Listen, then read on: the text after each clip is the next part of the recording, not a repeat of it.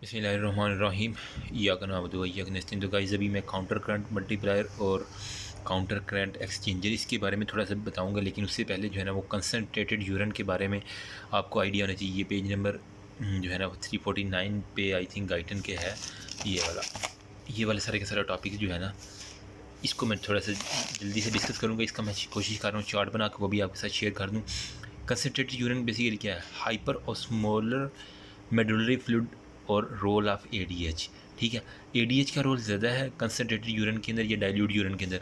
इसके अलावा जो होता है ना हाइपर ऑस्मोलर मेडुलरी फ्लूइड, मतलब ये ऊपर वाला जो होता है ना ये वुमेन कैप्सूल और proximal convoluted tubule, distal convoluted tubule ये होता है कॉर्टेक्स के अंदर, जबकि ये लूप ऑफ हेनले जो होता है ना ये होता है मेडुला के अंदर। मैंने किडनी का ऑलरेडी फिजियोलॉजी बता दी है, कॉर्टेक्स और मेडुला के बारे में आपने देख लें वो वीडियो।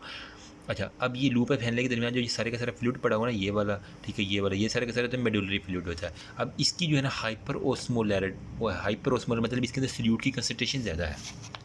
अब इसको हम देखते हैं। Hyper osmolar medullary interstitium produced by counter current multiplier and recycling of urea. ये सारे का सारा जो है ना ये इसके अंदर गाइटन के अंदर काउंटर करंट मल्टीप्लायर भी दिया हुआ है और रिसाइकलिंग ऑफ यूरिया। लेकिन जो मेनटेन होता है ना वो होता है काउंटर करंट एक्सचेंजर। वो था मल्टीप्लायर, ये था एक्सचेंजर। इस बात के अंदर आपने फ़र्क रखना है, ठीक है। अब ये और इसके अलावा ये मेंटेन ये होता है। अच्छा, एक्सचेंजर के अंदर जो है ना वेदर एक्टर मतलब इफ्रेंट से जो आ रही थी ना कि पहले कनेक्ट हो जो लूप ऑफ हैंडले की गिर्द आती है ना उसे हम वेदर एक्टर कहते हैं, तो वो मेंटेन करता है काउंटर करंट एक्सचेंजर को। अच्छा, दो चार फैक्टर्स जो है ना वो पहले मैं तो गाइज ये वाले जो चार फैक्टर हैं ये active transport of the sodium ion, ठीक है, active transport of ion the collecting ducts हो गया, ठीक है, facilitated diffusion of the urea from inner medullary collect to medullary interstitium और diffusion of the small amount of water from medullary tubule into the medullary interstitium. Simple है बिल्कुल, ठीक है। ये चार फैक्टर जो है ना ये काउंटर एक्सचेंजर और मल्टीप्लायर के अंदर सारे के सारे आते हैं। अब ये देखें, थोड़ा सा गान माची है लेकिन आपको इंशाल्लाह समझ आ जाएगी। मैं आपको साथ साथ समझाता हूँ, देखते जाइएगा बस। एफरेंट्स, ग्लोमेरुलस, इफ्रेंट्स, यहाँ से GFR आया। हमें पता है ग्लोमेरुलर फिल्ट्रेशन रेट 282 होता है, लेकिन हम कैलकुलेशन के लिए इसको 300 मिली ओस्मोल पर लीटर जो है ना वो कंसीडर कर लेते हैं, ठीक है। अब क्या है बेसिकली यहाँ पे 300 मिली ओस्मोल पर लीटर GFR आ गया, ठीक है। Proximal convoluted tubule, loop of Henle, ascending, ये था डिसेंडिंग, ये वाला है असेंडिंग लूप ऑफ हेनले, ये डिस्टल कन्वोल्यूटेड टिब्यूल, और ये सारे का सारा जो है ना वो आप कलेक्टिंग डक्ट इसको जो है ना सपोज कर लें। प्रॉक्सिमल में से क्या आ जाता था H2O और वाटर जो है ना 65% जो है ना वो अब्जार होता है। 65% वाटर, 65% सोडियम जो है ना वो प्रॉक्सिमल कन्वोल्यूटेड टिब्यूल से। उसके बाद जब असेंडिंग जो होता है ना डिसेंडिंग जो होता है ना लूप ऑफ हेनले, वहाँ से सारे का सारा वाटर अब्जार होता है, ठीक है। जब वाटर अब्जार होगा फिर लूप ऑफ हेनले में से गुजरेगा तो यहाँ पे सारे का सारा वो क्या पड़ी होती है वेजर एक्टा, वो कुछ अपना रोल ले करेंगी। 300 से यहाँ भी 300 था, मतलब सिंपल पानी भी गया तो ये साल्ट भी गया, तो हाइपर ऑस्मोलैरिटी भी कोई फ़र्क नहीं पड़ा क्योंकि साल्ट और पानी दोनों जा रहे हैं, ठीक है। इसलिए इक्वल साल्ट वाले ऑस्मोलैरिटी जो है ना यहाँ पे कांस्टेंट है, कहाँ पे प्रॉक्सिमल कन्वोल्यूटेड ट्यूब्यूल तक। उसके बाद डिसेंडिंग के ऊपर जो पानी गया, ठीक है, फिर लूप ऑफ असेंडिंग के ऊपर इसकी ये जो होती है ना वो थिन होती है लेयर, ऊपर वाली जो होती है ना वो थिक होती है, ठीक है। असेंडिंग की बात कर रहा हूँ। यहाँ पे क्या 300 से 200 के अंदर मिली ओस्मोल पर लीटर जो होता है ना GFR हो गया। अब यहाँ पे अब सोडियम, पोटाशियम के और क्लोराइड ये सारे के सारे जो है ना वो इंटरस्टिशियम मेडुलरी इंटरस्टिशियम के अंदर आ गए हैं। ये देख रहे हैं ब्लैक वाले जो है, बाकी बच गया पानी जो है ना वाटर ऊपर चला जाएगा। अब यहाँ मज़ीद जो सल्यूट निकल गया तो ये हाइपो ओस्मोलर हो रहा है, मतलब सिर्फ पानी रह गया है। जो 100 यहाँ मिली ओस्मोल जो पर लीटर हो गया। अब 100 जो है ना यहाँ पे होता है, हमें पता है, मैंने कहा था मैक्यूला डेंसा वाले सेल थे डिस्टल कन्वोल्यूटेड ट्यूब्यूल्स के अंदर। यहाँ पे वो क्या थे, सोडियम की रिकॉग्नाइजेशन करवा देते। अब जो बचा खुचा सोडियम रह गया था 100 ml के अंदर वो भी यहाँ से अब्जार हो गया, तो फिर मज़ीद हाइपोस्मोलर हो गया, तो ये 60 मिली ओस्मोल हो गया, ओके हो गया। अब ये ADH यहाँ पे कलेक्टिंग ट्यूब्यूल के ऊपर भी कुछ चेक करते हैं, मज़ीद क्लोराइड और जो है ना पोटाशियम और कुछ सोडियम भी निकल जाएगा। अब यहाँ पे जो है ना ADH क्या कर रहा था, डिटरमाइन कर रहा था H2O की एब्जॉर्प्शन की। मज़ीद जब निकलेगा तो ये कलेक्टिंग ट्यूब्यूल्स तक आ गया। अब वाटर और यूरिया रह गया सिर्फ यहाँ तक आते आते, ठीक है। बाकी आलमोस्ट सारे के सारे न्यूट्रिएंट्स अब्जॉर्ब हो चुके हैं सल्यूट वाले। यूरिया जो है ना डिस्टिल कन्वोल्यूटेड ट्यूब्यूल का लोअर एंड जो है ना यूरिया के लिए परमिएबल है। कुछ यूरिया भी आ जाएगा यहाँ पे। तो मैंने यहाँ पे कहा था ना रिसाइकलिंग ऑफ यूरिया भी होनी है 40 to 50%। तो मतलब हाफ़ यूरिया जो है ना, अगर 100 यूरिया है तो इसमें से 40 to 50% जो यूरिया है ना वो कलेक्टिंग ट्यूब्यूल से बाहर आ गया। रीअब्ज़ॉर्ब होगा। रीअब्ज़ॉर्ब कहाँ होगा? ये लूप ऑफ हैंडले के अंदर स्टैंडिंग लिम्फ के अंदर यहाँ पर रीअब्ज़ॉर्ब होगा।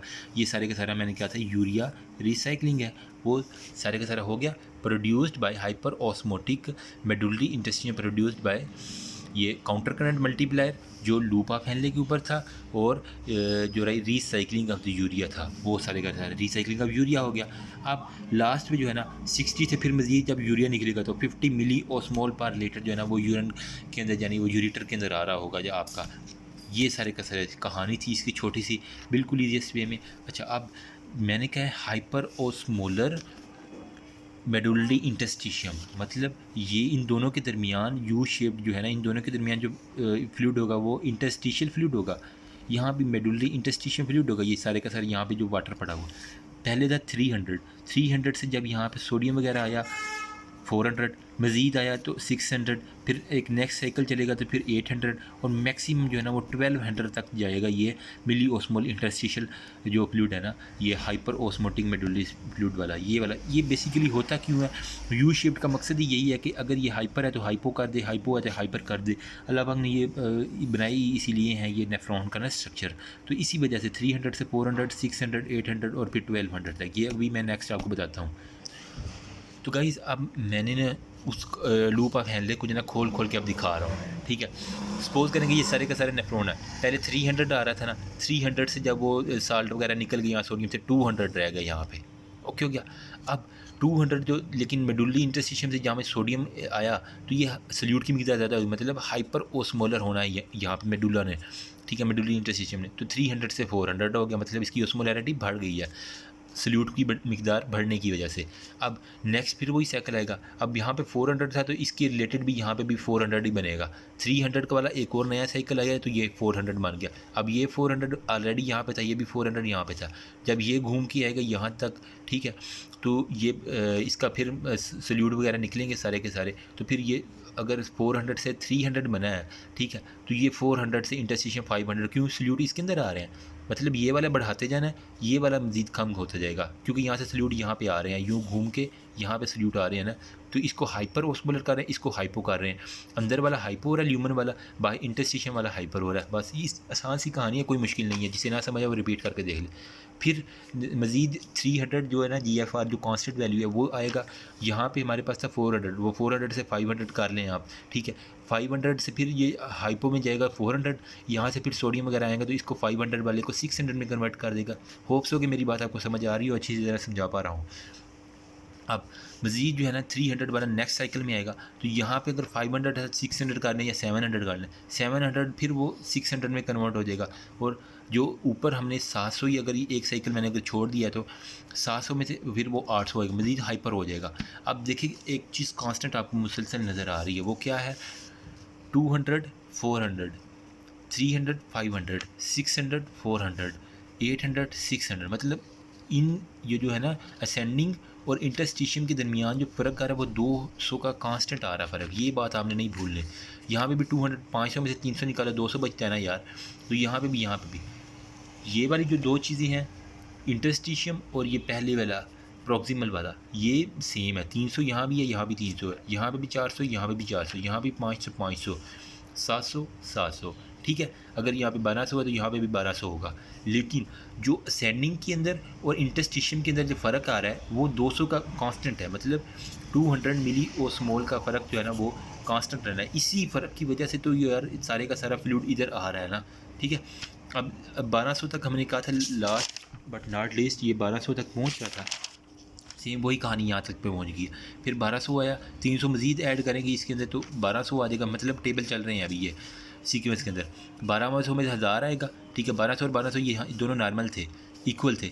अब यहाँ 1200 और 1000 के दरमियान कितने का फ़र्क आ गया? 200 का। सेम वही कहानी है यार, कोई मुश्किल बात नहीं है, बिल्कुल 200 का असेंडिंग और इंटरस्टिशियम के दरमियान फ़र्क डालते जाना, लेकिन ऊपर प्रॉक्सिमल और इनके दरमियान जो है ना कांस्टेंट करते जाना, बस जो मर्जी टेबल आ जाए। ये सारे का सारा काउंटर करंट मल्टीप्लायर था, मतलब मल्टीप्लाई हो रहे हैं बार बार वही। अब काउंटर करंट एक्सचेंजर, मैंने बताया था एक्सचेंजर जहाँ भी लफ्ज़ आ रहा है ना वो वेज़र एक्टा होता है, मतलब उसने एक्सचेंज करवानी है चीज़ें अपने अंदर, जो लू का फैलने के गिर्द आ रहे थे ना। तो मेडुलरी रीजन के अंदर जो है ना लो ब्लड फ्लो होता है, ठीक है। क्या होता है, सल्यूट जो होता है ना हाइपर से हाइपो में चला जाता है। तो सॉल्वेंट जो होता है ना मूव वेयर सल्यूट मूव और मोर हो गया। देखो सेम